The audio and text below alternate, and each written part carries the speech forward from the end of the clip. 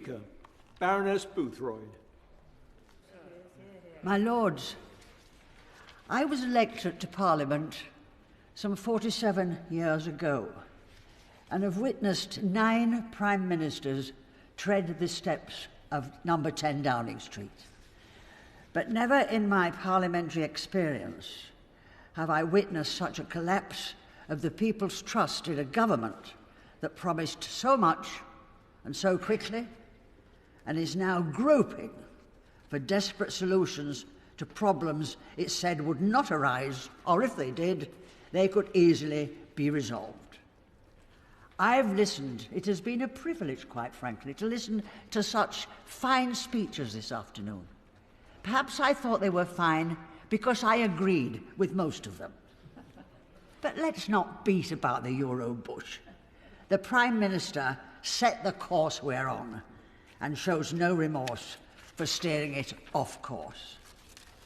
The claim continues to be made that a no-deal end to our membership of the European Union is nothing to worry about and that we have every right to break a clause in an international agreement because we don't trust our European partners.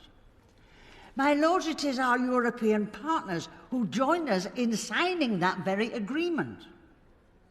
Future historians won't need a test and trace operation to find those responsible if we end up in a legal battle in the Supreme Court and an economic crisis that rivals the 1930 Depression.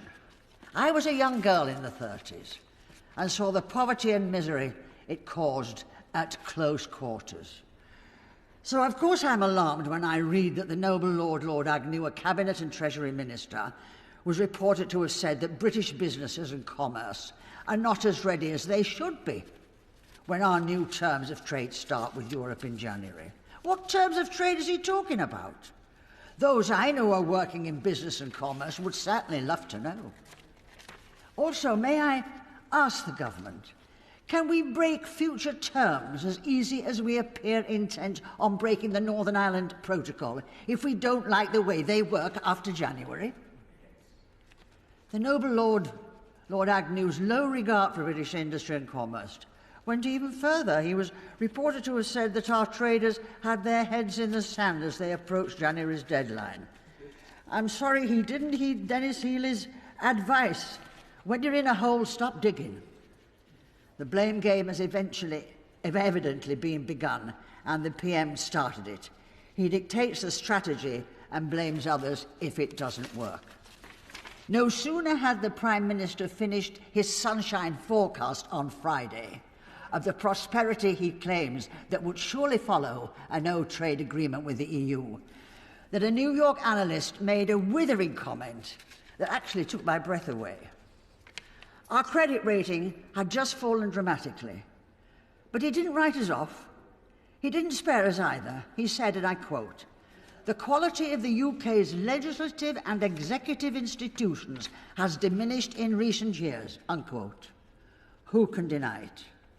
The Prime Minister's claim that we shall survive no deal because we have, quote, "high hearts and complete confidence" in the future and be exposed to what it is. It's a sham. The latest line from Downing Street is that we shall insist on legal text in future negotiations. If the government, my lords, had paid close attention to Article 10 of the Northern Ireland Protocol before signing it, they would not need to override it in this bill. Trust, I think, in this government, both nationally and internationally, is in short supply. But our parliamentary democracy has deep roots, and I trust this House will defend our laws and traditions. Who knows? There's still time for yet another U-turn. And one thing I'm certain, we shall not deserve our reputation and regain our self-respect until once again the world knows that our word is our deed and that we are committed to the rule of law. Thank you. I call